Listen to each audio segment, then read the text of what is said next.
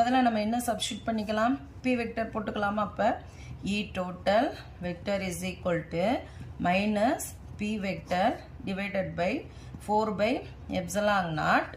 இந்த இடத்துல பாருங்க, இந்த ஸ்டெப் எப்படி சுருக்கியிருக்கோம்னா, தொலைவின் அடிப்படையில் வந்து எடுத்தீங்கன்னா ஆர் பெருசு ஏ சின்னது. அப்போ ஏவை வந்து நம்ம வந்து கேன்சல் பண்ணிக்கலாம்.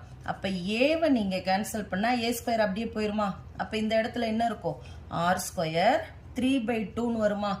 அப்போ 2 × 3/2 கேன்சல் பண்ணால் உங்களுக்கு என்ன கிடைக்கும், 3 தான் இருக்கும். அப்போ ஆர் 3. அதனால் இங்கே வந்து என்ன போட்டாச்சு, r³ அப்படின்னு போட்டிருக்கோம்.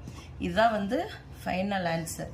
இதோட ஒரு எப்படி கொஸ்டினுக்கு நீங்கள் எவ்வளோ டீட்டெயிலாக நீங்கள் எழுத வேணாம், கொஞ்சம் சுருக்கமாக எப்படி எழுதணும் அப்படிங்கிறதையும் நான் ஆட் பண்ணியிருக்கேன். அது இம்பார்ட்டன்ட் பாயிண்ட்ஸு, அதையும் சேர்த்து பார்த்துக்கோங்கப்பா.